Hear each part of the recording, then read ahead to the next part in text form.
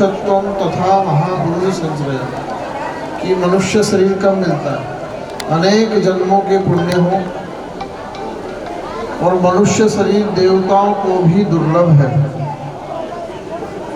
अनेक जन्मों के पुण्य से जब मनुष्य शरीर मिल जाए और मनुष्य में शरीर मिलने के बाद भगवान को जानने की इच्छा हृदय में प्रकट हो कि भगवान किस उपाय से मिलेंगे, ऐसी इच्छा जब हृदय में जगे, और ये हृदय में जब भगवान को जानने की इच्छा उत्पन्न होने के बाद भगवान को प्राप्त करने के जो साधन हैं, या भगवान किसके द्वारा किसी सद्गुरु का मिल जाए तो समझ लीजिए आपका जीवन धन्य है।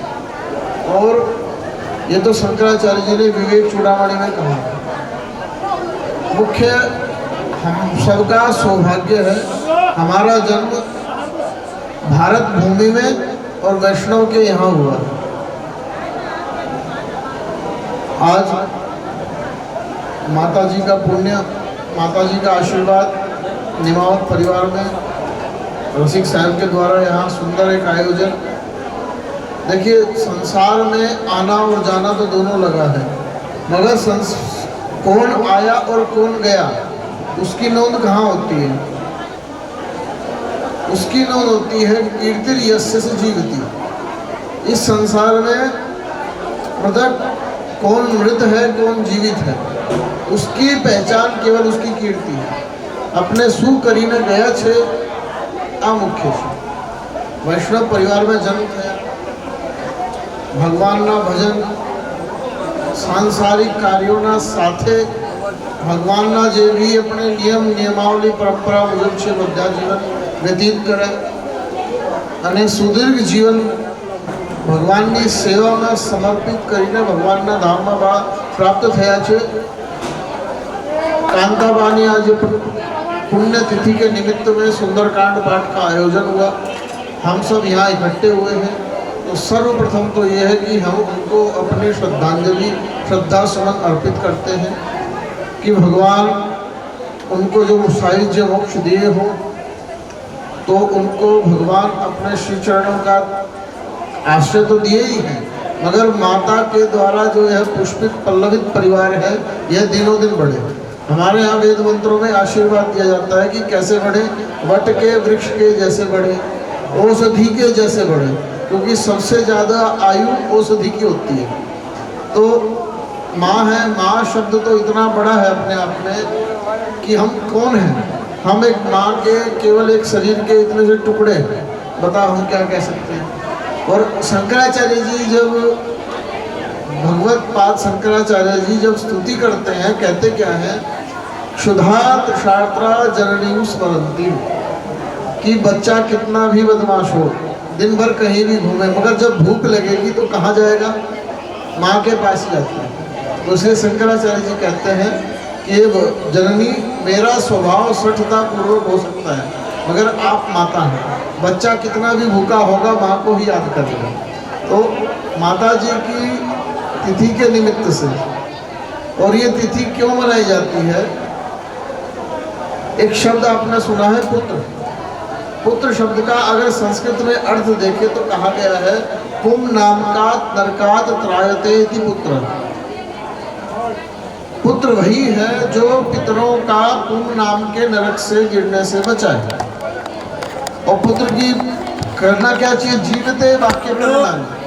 जब तक माता पिता अपने वडील जीवित हो तब तक उनके वाक्यों को करे, यानी आज्ञा का पालन करे, और उनके इस लोक से जाने के बाद, परलोक वासी हो जाने के बाद उनके नाम से कुछ ना कुछ करता रहे। उनकी जो तिथि है उनके नाम से कहीं सत्कर्म करता रहे, तो उससे पितर प्रसन्न होते हैं और इसी से कुल की कीर्ति बढ़ती है। फिर भी कहा कि जो कबीरदास जी कहे हैं, चदरिया झीनी झीनी दास कबीर ने ऐसी ओढ़ी ज्यों की त्यों धर दीनी। भगवान ने शरीर दिया, जन्म से मृत्यु तक की यात्रा के लिए शरीर मिला है। अब आप यहाँ आज सुंदर प्रसंग में किसी ना किसी साधन के द्वारा आए होंगे, अगर साधन रास्ते में खराब हो जाए तो ये शरीर इसी तरह भगवान ने जन्म से मृत्यु तक की यात्रा का एक साधन दिया है। अब इस साधन में हमने क्या किया, सत्कर्म ना करके, भगवदीय व्यक्ति ना बन करके हम पाप कर्म में लग गए, स्वार्थ में लग गए। तो ये नहीं करना आपने। तो फिर कबीरदास जी सुंदर शब्दों में कहते हैं, दास कबीर ने ऐसी ओढ़ी जो कि त्यों धर दीनी, कि भगवान ने जैसी ही आत्मा दी थी निश्चल, वही निश्चल भाव से भगवान को समर्पित कर दिए। तो आज बाकी पुण्यतिथि के निमित्त से उनको खूब श्रद्धांजलि तो अर्पित है ही, और बा के द्वारा जो परिवार पुष्पित पल्लवित हुआ है और संस्कारों का जो सुंदर जल से सींचा गया है, ये खूब बढ़े, खूब आशीर्वाद का पात्र है। और आज बड़ा सुंदर ही कहीं स्मरण रसिक साहब ने बताया है, सुंदर कांड। ये सुंदर इसी को क्यों, रामायण में 7 कांड है, इसी को क्यों सुंदर कहा गया, जबकि इसमें सुंदर तो कुछ है ही। जहाँ भी है मार तोड़ फोड़ है, मार धाड़े सब कुछ है। सुंदर क्या है इसमें, हनुमान जी का जो कार्य है वह कार्य इसमें ही द्योतित होता है। और मर्यादा कितनी है। अब जो हम सुंदर कांड पढ़े, ये गोस्वामी तुलसीदास जी के द्वारा रचित है, रामचरितमानस का है। वाल्मीकि रामायण में जिस समय हनुमान जी माता जी को परिचय देते हैं, माता जी पूछती हैं कि हनुमान जी, राम जी की सेना में सब आप कैसे ही हैं? तो हनुमान जी कितने विनम्र हैं, कहते क्या है, माता जी आप एक राजा की पत्नी हैं, राजा की पुत्र वधू है और एक राजा की पुत्री है। आप ये बताइए दूत का काम करने के लिए किसको भेजा जाता है? अरे किसी छोटे मोटे को भेज देते हैं, अधि महारथी अधिरथी को थोड़ा भेजा जाता है। तो जितने भी राम जी की सेना में हैं वो सब मेरे से बड़े बड़े हैं। ये हनुमान जी की विनम्रता माता के सामने।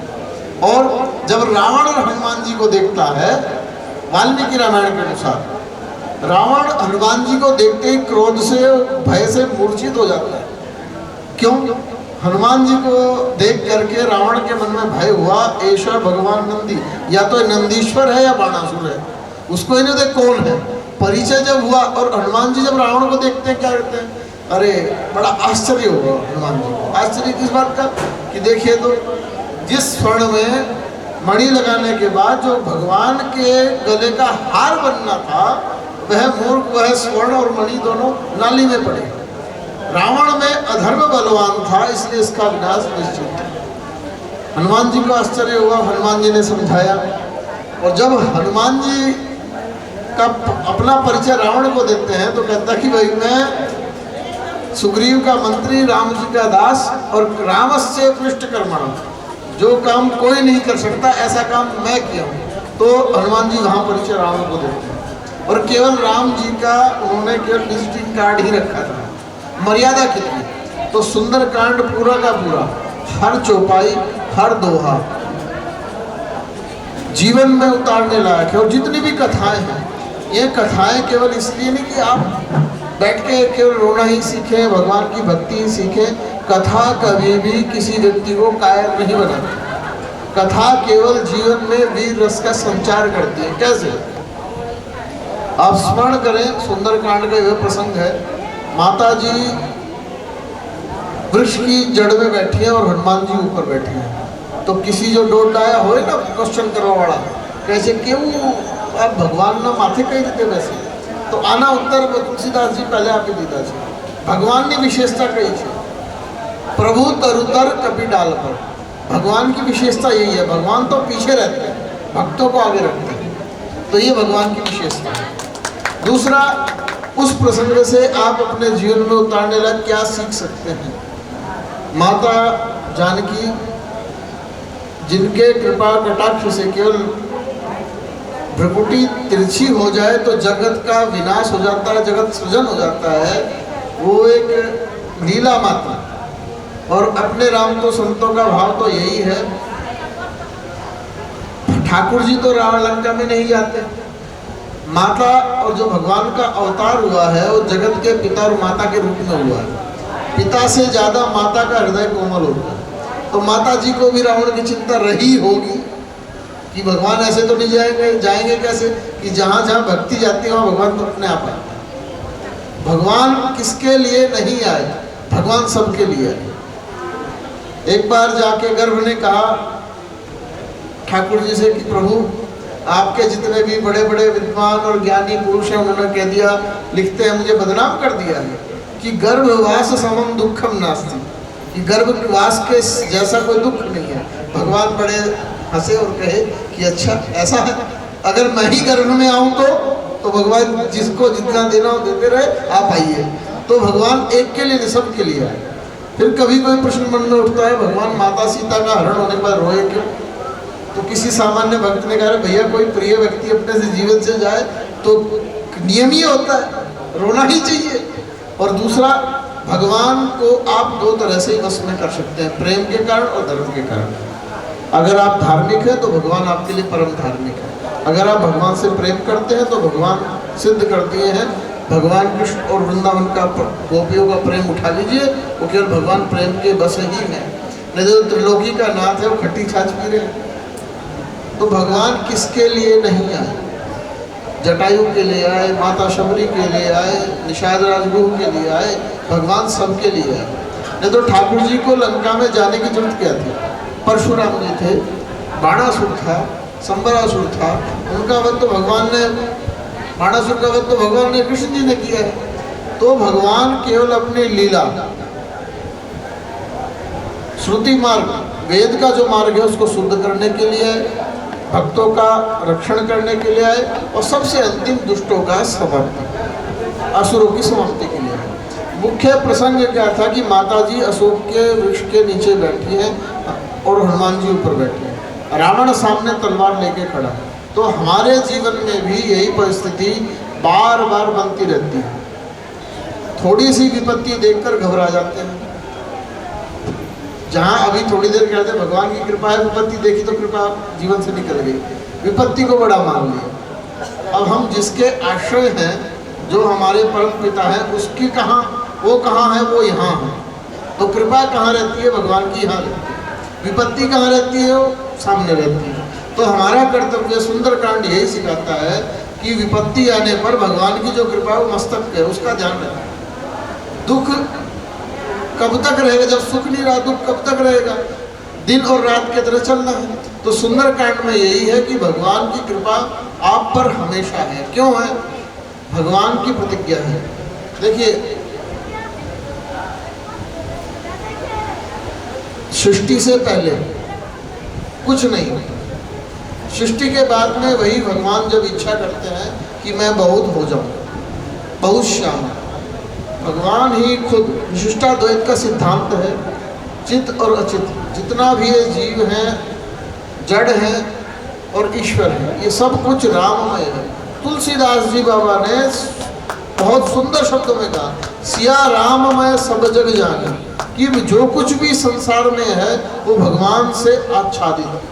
ईशावास्यमिदं सर्वम, इस संसार के कण कण में ईश्वर समाया हुआ है। और उससे भी बड़ी बात जाके क्या कही, निज प्रभुमय देखई जगत के ईसन करो विरोध, कि संसार के हर जगह मैं अपने भगवान को देखता हूँ, विरोध करूँ किससे?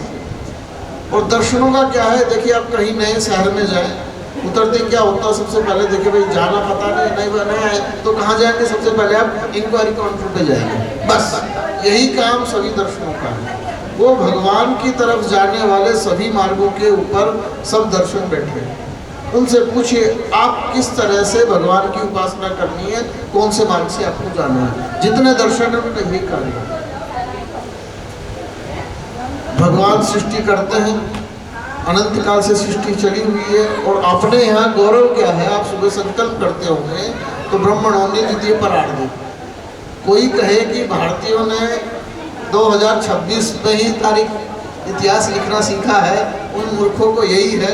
हमारे यहाँ तो ब्रह्मा जी जब से प्रारंभ करते हैं, ब्रह्मा जी के दूसरे पैर का दूसरा पैर चल रहा है, ये प्रतिदिन आप संकल्प करते हैं। और आज से 5,500 वर्ष पहले भगवान कृष्ण मथुरा और वृंदावन की जो लीला हुई है वो तो आप सब जानते ही हैं, और करोड़ों वर्ष पहले राम जी है। कथाओं का एक ही हेतु है कि या तो आप मथुरा, वृंदावन, अयोध्या पहुंच जाएं, या उनको अपने यहाँ बुला लें। तो आज जो भी था सुंदरकांड का जो सुंदर आयोजन था, ये समझ लीजिए माता जी और हनुमान जी की पूरी जो दृश्य था आपके सामने हुआ। और सुंदर सुंदर कितने सुंदर अर्थ कहे हैं कि विभीषण जब देखते हैं तो परिचय क्या देते हैं, मैं रावण का भाई, रावण राम जी को सीधा परिचय। और हम क्या करते हैं, ना ना ना आज हूँ विभीषण परिचय ही देते, रावण का भाई, और कैसा, जो देवताओं को त्रास देता हो।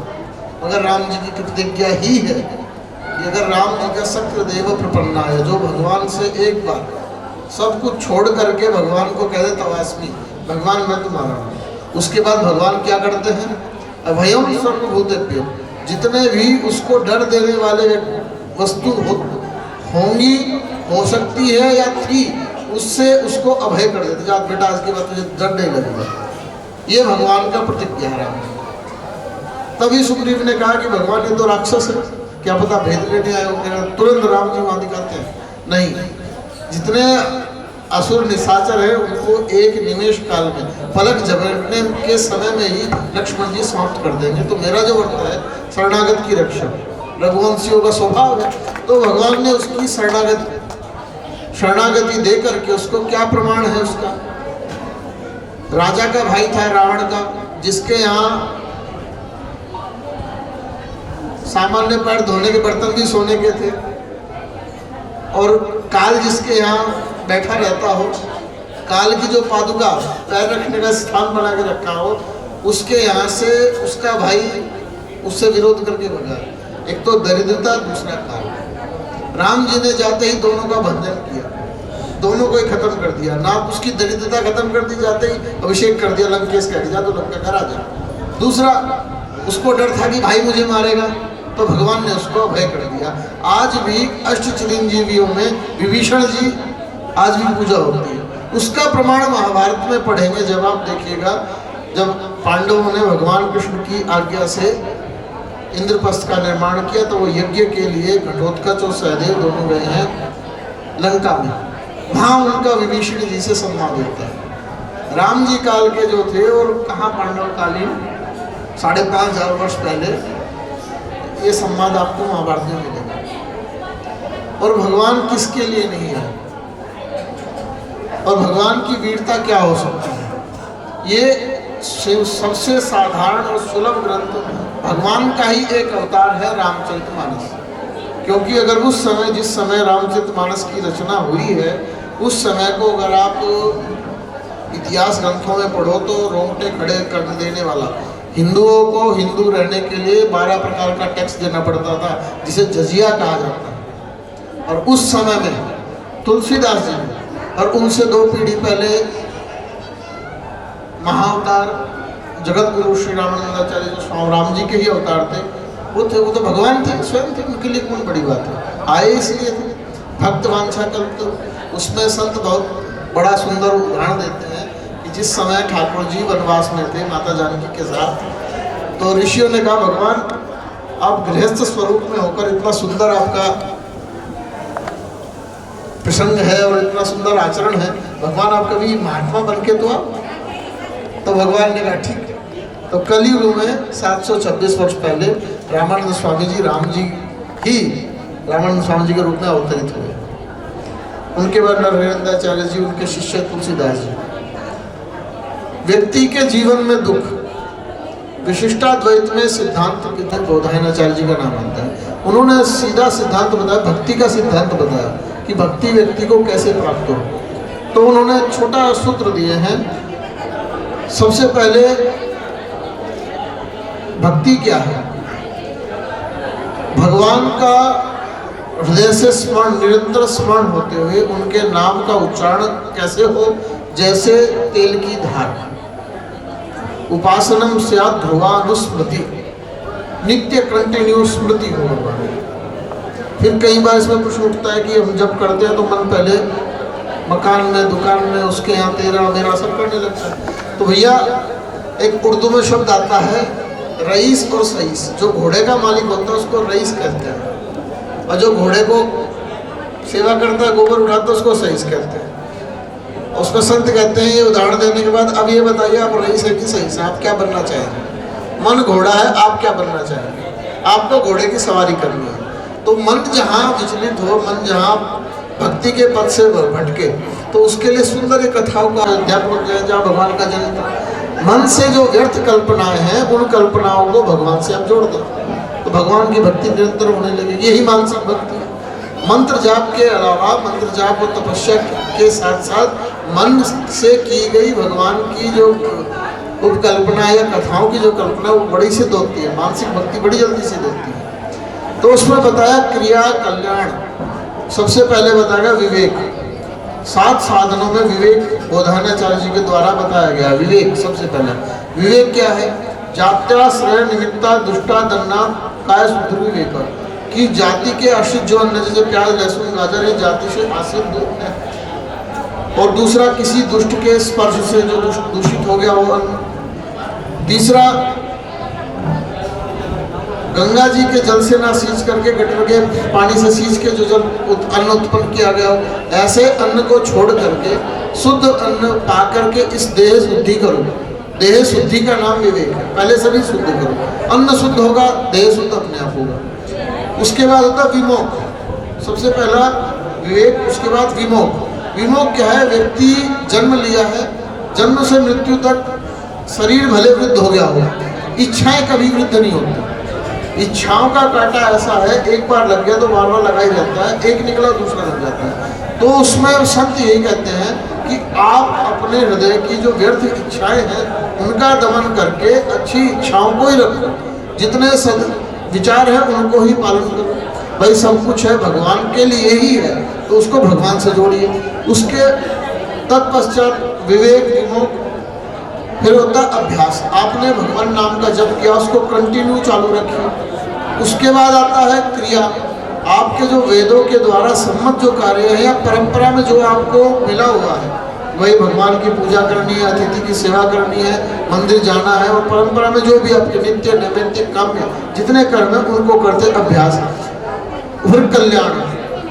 कल्याण क्या है? जितने भी सत्कर्म है और जितने भी स्वाध्याय हैं। आजकल क्या हो गया है, शत्रुओं से उतना डर नहीं है जितना डर बौद्धिक आतंकवाद से। व्यक्ति हर समय बौद्धिक आतंकवाद से ग्रसित है। कैसा? कहीं होगा अपना ही व्यक्ति, जब अपना व्यक्ति अपने सामने खड़ा होता है तो व्यक्ति हार जाता है। आजकल क्या हुआ, ग्रंथों की व्याख्या अपने अनुसार होने लगी है। जो मुझे अच्छा लगता है वही धर्म है। व्यक्तियों को बाड़ा बना के रख दिया कि मेरे बाड़े से निकल ना सके, तो उससे निकलने का उपाय है सदग्रंथों का अभ्यास और अपनी परंपरा को पकड़े रखें। आजकल नए नए पथ पैदा हो गए हैं। अब जरा आप विचार करके देखिए कि मान लीजिए आप आज हम इसी पे आ जाते हैं धर्मांतरण पे। 1 साल से आप धर्मांतरण किया, 1 पीढ़ी 2 पीढ़ी 3 पीढ़ी के बाद आप क्या बताएंगे? कहाँ थे, किसके थे, कैसे हुए? तो वो स्थिति बड़ी भयावह है। तो अपनी जो परंपरा है, एक क्रांतिकारी थे, उनको विधर्मियों ने पकड़ लिया। कहना चल बन जा, छोटे भाई का पजामा बड़े भाई का कुर्ता पहन ले, टोपी लगा ले। तो माता ने कहा कि बेटा कम से कम जीवित रहेगा तो मैं तेरा मुंह तो देख सकूंगी कम से कम। तो वो भी बड़े दिग्गज हृदय के बड़े विशाल थे। उन्होंने कहा माता ये बताइए, अगर मैं हिंदू धर्म को छोड़ दूंगा क्या मैं अमर हो जाऊंगा? मरना तो तब भी है, तो जहाँ 60 साल में मरना था वहीं जल्दी 18 वर्ष में मरना क्यों? तो स्वधर्मे निधनम सेयो पर धर्मे भयावह। अपने धर्म में मरोगे तो कम से कम मान निश्चित है कि क्या गति होगी, पर धर्म में क्या स्थिति होगी कह नहीं सकता। और दूसरी बात, सच्ची बात यह है कि धर्म केवल हिंदू ही है, सनातन ही धर्म है, बाकी गुटबाजी है। नियम सब इकट्ठे कर लिए हैं, सब चोरी कर लिए हैं, वही है। और धर्म की जितनी सामान्य से सामान्य व्यक्ति को समझ में आने वाली परिभाषा है वो हिंदू धर्म में खोज लीजिए। आत्मन प्रतिकूलानी परेशान न समाचार, जो अपने आप को सारू नहीं लगता आ बीजा साथ से नहीं कर बुझे। श्रुति स्मृति सदाचार स्वस्थ प्रिय महात्मा, अपनी परंपरा वेदों के द्वारा जो धर्म है वही सब कुछ है। और अंतिम में ये तक कह दिया है महाभारत में पुरुषों ने, महापुरुषों ने, कि त्यजे धर्मम दयाहीनम, जिस धर्म में दया नहीं उसको छोड़ देना चाहिए। अब ये तक कह दिया। तो इतनी परिभाषा अगर खोजने जाए भड़ धर्म की सबसे, और भगवान की कृपा, अपना दुर्भाग्य कहिए कि अभी 5,500 जैसे जो ग्रंथ मिलते हैं वो भी धीरे धीरे लुप्त, स्वाध्याय न होने के कारण वो भी लुप्त होते जा रहे हैं। तो सबसे बड़े स्वाध्याय बहुत जरूरी है ग्रंथों का। तो भगवान आगे जानते थे वेद व्यास जी, इसलिए उन्होंने कलयुग में वेद राशि को 4 भागों में बांट दिया। उनको फिर पुराणों की रचना की। वेद नहीं पढ़ सकते तो पुराण पढ़िए, पुराण नहीं पढ़े पुराणों की ओर स्मृति होगा। सबका एक एक निबंध करते, जितना भी हो व्यक्ति के जीवन में नहीं कर सकता तो मन में इच्छा रखनी चाहिए मैं स्वाध्याय करूँगा। और सबसे आसान समझने वाला रामचरितमानस आपके हाथ में है। ये ग्रंथ ऐसा है, विद्वान के लिए बड़ा क्लिष्ट अर्थ है इसमें, और सामान्य अर्थ जानने वाले के बड़ा सामान्य अर्थ है, दोनों के लिए। कल्याण का जब आता है, 7 साधना में कल्याण हो, उसके बाद अनंत साधना। किसके जीवन में दुख नहीं है संसार में? अगर सामान्य जीवन में भी हम देखें तो सबसे बड़ा दुख तो भगवान ने झेला है। उन्होंने झेल के बताया कितना बड़ा दुख हो सकता है। भगवान राम के जीवन का, भगवान कृष्ण के जीवन में दुख किसके यहाँ नहीं है? अरे हमारे यहाँ थोड़ा ताव आ जाए, जिसके यहाँ सब पूरा परिवार गया हो, उस पर क्या बीते? तो दुख प्राप्ति के बाद, दुख होने के बाद उसके सामने भगवान की कृपा मान के दुखित ना होना, ये अनवसाद है। उसके बाद आता उद्धर्ष। उद्धर्ष क्या है कि जब खूब संपन्न थे और जब विपन्नता आई, पहले खूब गरीब थे तो खूब राम राम भजे, और जब संपन्नता आ गई तब राम जी को भूल गए, अहंकार आ गया, अब गर्दन नीचे नहीं होती। तो इस स्थिति में अनंतर्ष। तो भगवान का सुख के समय भी भगवान को भजना, दुख में भी भजना। और बड़ा सुंदर कहा है कि अगर दुख में भगवान को भजा होता तो ये चक्कर ही ना चलता होता, तो सुख ही सुख रहता। तो सदैव शास्त्रों में यही कहा है कि भगवान की कृपा, और वैष्णव धर्म का सिद्धांत है, अपने दुनिया में कितने नाते बना रखे, चाचा मामा काका फूफा जितने भी हैं, एक नाता भगवान से जोड़ दी, जिसने जोड़ा है। और भगवान ने भक्तों के लिए क्या नहीं किया। भागवत आप पढ़े होंगे, 2 बालकों की कथा है, बड़ी दिव्य है। एक महाराज ध्रुव की, दूसरी महाराज प्रहलाद की। ध्रुव की आयु 5.5 वर्ष की थी। 6 महीने में भगवान प्रचार करते आ रहे हैं। 6 महीने ना उसको किसी गुरुकुल में जाने की जरूरत। 36,000 वर्ष करने राज करके आज भी ध्रुव तारा और ध्रुव जी चमक रहे हैं। तो ये भक्ति का प्रताप ही है। और उससे भी बड़ी भयंकर क्या परिस्थिति रही भाई, कोई पड़ोसी मारता तो माँ बाप पोताना दीकराने बचावे छे, અને પોતાના દીકરાને મા બાપ પોતે મારતા હોય તો, અને મા બાપ भी પોતે રાક્ષસ હોય તો, મહારાજ પ્રહલાદ क्या अवस्था थी, मारवा वाला कोण था? अपना ही था। छेल्ले भगवान शू कर्या? बचावा माटे खंभमांथी पाड़ीने प्रकट थया। અને कई संतो तो आ गए थे, जયારે भक्त प्रहलाद जी को पूछा गया कि भगवान कहाँ, तो कहते भगवान यहाँ। और सिद्धांत यही हो गया, भगवान कहाँ? जहाँ भक्त की यहाँ। खंबे में आग लगा दी, खंबा एकदम लाल हो गया है, कहना चल पकड़ जा, भगवान को निपट जा जाके। तो वहाँ कवि अलग अलग भक्त अपने हृदय में कहे छे कि लाल खंभ देख के भगवान, और प्रहलाद और लाल खंभ देख के भगवान को आश्चर्य हुआ। भगवान दुखी हो गए कि आज अगर भक्त के मन में ये हो गया कि मैं पकड़ूंगा जल जाऊंगा, ये स्थिति अगर हो गई तो भक्ति का सिद्धांत खत्म ना हो जाए। तो भगवान क्या कीड़ी के रूप में चलने लगे इसके। प्रहलाद जी ने देखा भाई इनका कुछ नहीं हो रहा, तो मैं तो इतना बड़ा हूँ, छोटी सी कीड़ी का कुछ नहीं हो रहा खंभे पे, मेरा क्या होगा? जाके चिपक गया। उनसे देखा नहीं गया, उन्होंने खड़क मारा, खंभा टूटा, भगवान प्रकट हुए। भगवान और राक्षस से मरते समय उन्होंने गोद में डाल रखा, उसको मार रहे हैं, पीट रहे हैं, तो भी कह रहे हैं अरे भैया मैं ऐसे थोड़ा मर जाऊंगा। जब मैं ब्रह्मा जी की सृष्टि में मरूँ ना रात में मरूँ ना दिन में मरूँ ना बारिश में मरूँ ना सूखे में मरूँ ना बाहर मरूँ ना भीतर मरूँ ना, इसमें दुनिया भर के गिना दिया। भगवान तो वचन रचना में कुशल है। भैया तू ना तो बाहर है ना भीतर है, तू दिल्ली में, ना दिन है ना रात है, संध्या है, ना मैं मानुष हूँ ना मैं प्राणी हूँ, ना मैं आदमी हूँ ना मैं जानवर हूँ, ना ये अस्त्र है ना ये शस्त्र है। और दूसरी बात नहीं ऐसे नहीं, ब्रह्मा जी की सृष्टि में किसी से ना मरे। अंतिम में भी हिरण्यकश्यप कहता है कि ब्रह्मा जी की सृष्टि में किसी से ना मरे, भगवान तुरंत कहते हैं कि भैया ब्रह्मा को मैं बनाता हूँ। तो भगवान भक्त के लिए क्या नहीं किए, ये कथाओं के द्वारा सिद्ध होते हैं। ज़्यादा दूर मत जाइए, नरसिंह मेहता, माता मीरा। अगर मरने की अचीवमेंट ऐसी हो तो माता मीरा की गति नहीं मिली। मरने के बाद किसी को शरीर स्पर्श करने तक नहीं मिला, कोई अंतिम में प्रणाम तो कर ले, भगवान में समान।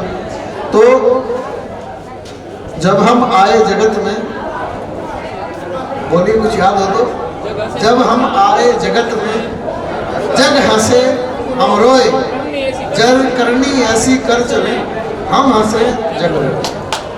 तो माता जी का जो भी आज उनकी स्मृति में रसिक साहब के द्वारा और इनका मित्र मंडल और खासकर शिक्षक जगत से हैं, तो आज भारत में शिक्षा की स्थिति बड़ी दयनीय है। अपने यहाँ क्या कहता है, या विद्या सा विमुक्त है, विद्या वही जो मुक्ति प्रदान करे। मगर आज क्या हो गया है, या शिक्षा सा नियुक्त है। डिग्री कितनी भी हो, जब तक नियुक्ति नहीं मिली तो उसको उसको डेमोलाइज व्यक्ति हतोत्साहित करते हैं, अरे तू पढ़ लिख के फायदा क्या, जो नियुक्ति नहीं मिली। तो ऐसा नहीं है, और कितना भी हो सूर्य को बादल ढक सकते हैं, छिपा नहीं सकते। तो एक कली काल का ऐसा प्रभाव है। मगर हमारा कर्तव्य क्या है, कल को हम उन माँ बाप के सामने जब जाके खड़े होंगे और पूछेंगे बेटा क्या करके आया, तो क्या जवाब देंगे? क्योंकि उन्होंने सब कुछ अपनी थाती सौंप के गए।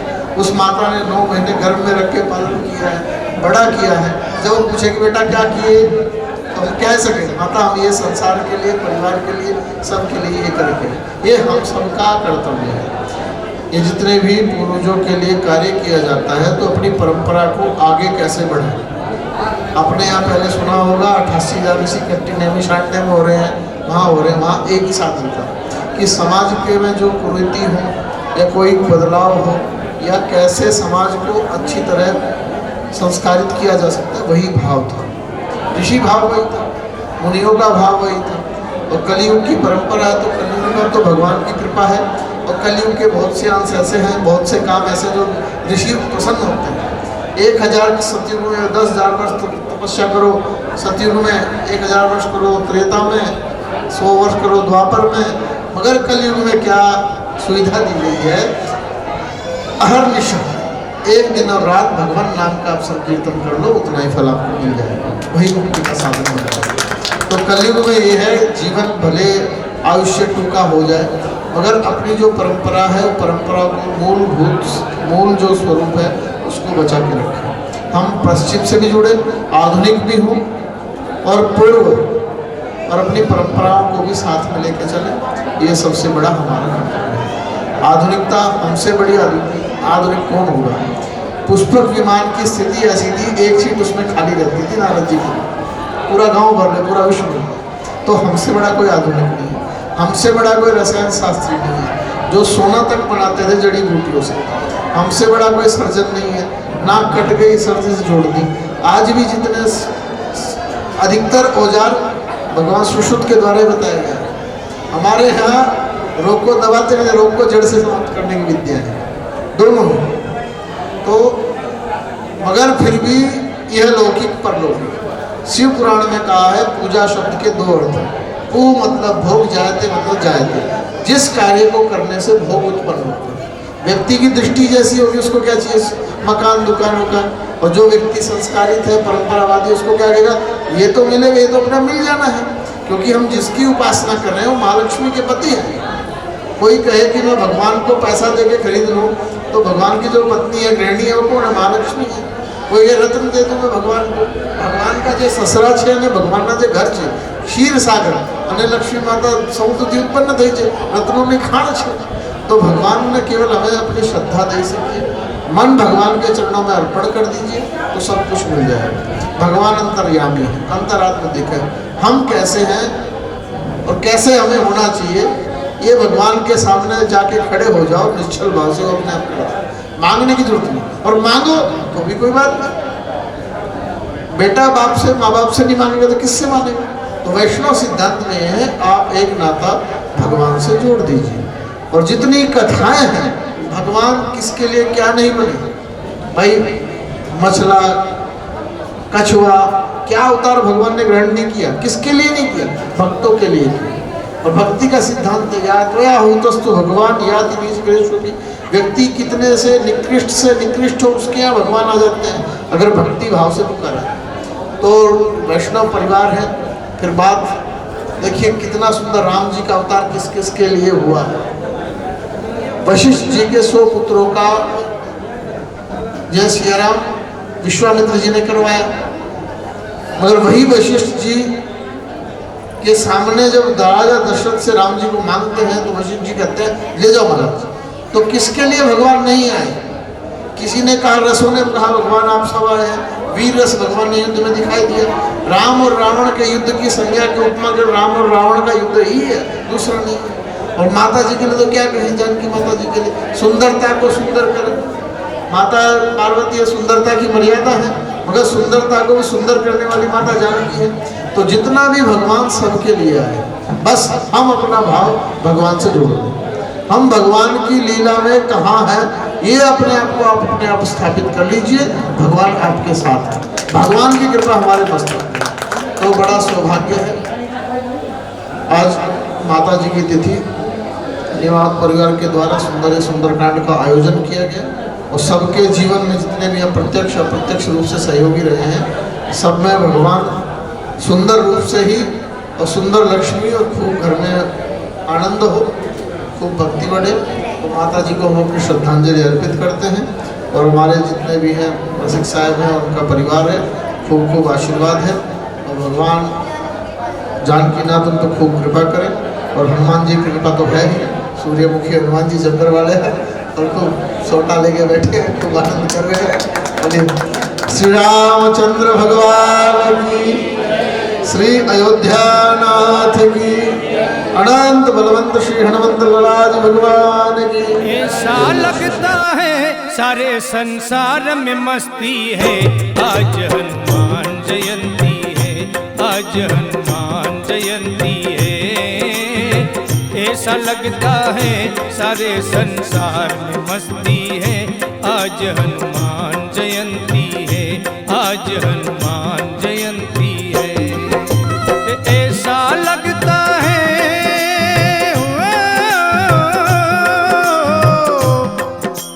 ऐसा लगता है सारे संसार में मस्ती है, आज हनुमान जयंती है, आज हनुमान जयंती है।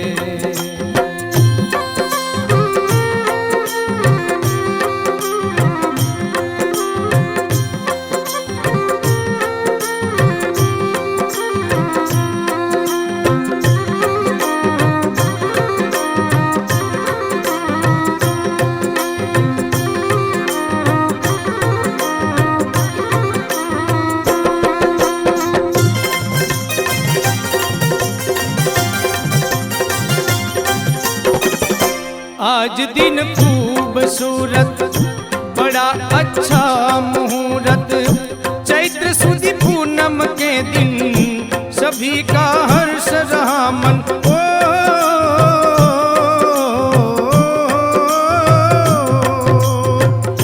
प्रभु की देखो माया, ओ अंजनी के जाया, रूप वानर का पाया, शिव का रुद्र कहलाया। ओ माँ अंजनी के द्वारे सखिया, ओ माँ अंजनी के द्वारे सखिया मंगल गाती है, आज हनुमान जयंती है, आज हनुमान जयंती है। और ऐसा लगता है हो, ऐसा लगता है सारे संसार में मस्ती है, आज हनुमान जयंती है, आज हनुमान जयंती है।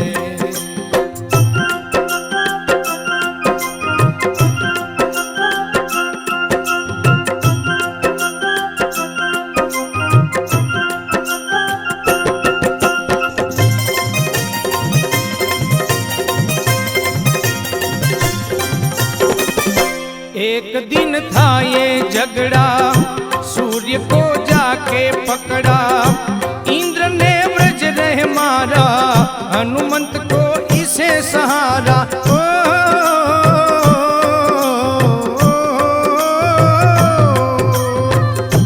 देव सब ही घबराए, पवन के द्वारे आए।